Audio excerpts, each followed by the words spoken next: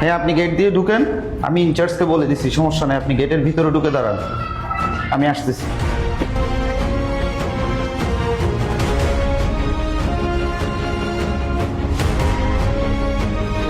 Sir আসসালামু আলাইকুম। ওয়ালাইকুম আসসালাম। স্যার আরে বৃদ্ধাশ্রম তুন সেলিম ভাই ফাটাই দে। ও আচ্ছা, সেলিম ভাই আল্লাহ হতাবার্তা বেকি নই অনার আমার নাম এন্ট্রি করে লন। জি স্যার, ওনার আম্মার নাম স্যার? মোসাম্মদ মনোয়ারা বেগম, অনুয়ারা বেগম, কারিগর পতেঙ্গার। কাঠগো পতেঙ্গা। ঠিক আছে স্যার। অনারা তাহলে হত্যায় বন্ধা। স্যার আর 1 তারিখ আসুম, 1 তারিখ আর গাড়ি আইব, ওনার আম্মারা রেডি করে নিয়ে গাড়ি তুলে দিবে। আচ্ছা ঠিক আছে, সমস্যা। আচ্ছা তোমার আর মাসে হটিয়া গলে হইলে দে। স্যার মাসে 8,000 টাকা স্যার। আচ্ছা ঠিক আছে, ওকে ঠিক আছে, তাহলে তুমি চলে এসছো। হ্যাঁ আচ্ছা স্যার, সালাম আলাইকুম। ভাইয়া অনহন অন্ধ্র তো আগে হনসমত এটা আসছে নদী হাই বৃদ্ধাশ্রম তো আসছি দে। বৃদ্ধাশ্রম বৃদ্ধাশ্রম তো ওটা কিলেছুন দে স্যারর মারে বলে বৃদ্ধাশ্রম দিব। স্যারর মার কারণে তার পরিবারের মেয়েদি বেশি অশান্তি হয়, তো তার বউ হয়ে দে তার মারে বৃদ্ধাশ্রমের মেয়েদি ফাটাই দিবেন লাই। এখন তো বেশিরভাগ বড় লোক তার মা বাবুরে বৃদ্ধাশ্রম হইতে লাহে। ঠিক আছে ভাইয়া।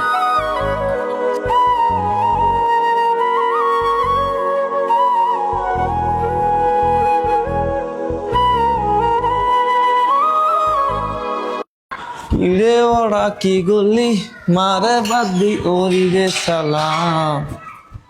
স্যার আসসালামু আলাইকুম। স্যার স্যার ওই আপনার কেন খালি বাড়ি জম করিব?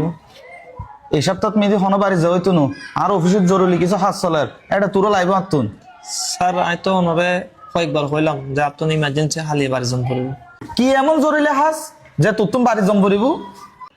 স্যার আর মা খুব অসুস্থ, তো আর গ্রামের মেদি ওকে ভালো ডাক্তার সিরিয়াল লয়, তো খালি এই বের ধাম ভরিব এটা জম করি মাত্র।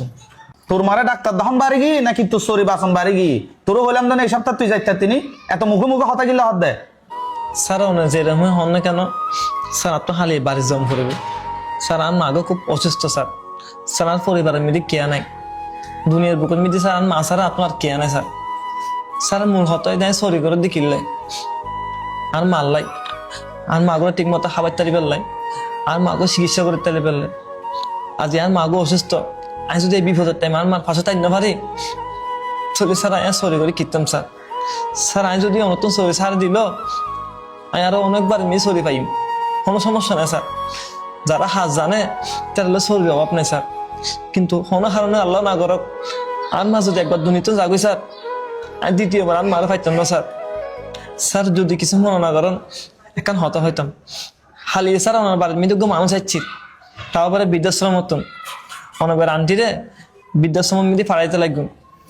স্যার স্যার কেন পারেন ওনারা? আমি আসলে কল্পনা করি না পারি স্যার, যে মহানরা এতদিন এত কষ্ট করি 10 মাস 10 দিন ফেরত লাহি পৃথিবীর আলো দেখাইয়ে তিলে তিলে কষ্ট করে বড় করছি, আজি অনেক প্রতিষ্ঠিত ইউন গাড়ি বাড়ির মালিক ইউন সামান্য ম্যাডামোর হতাও নি অনন মারে বৃদ্ধাশ্রম মিলি ফাড়াইতে লাগুন।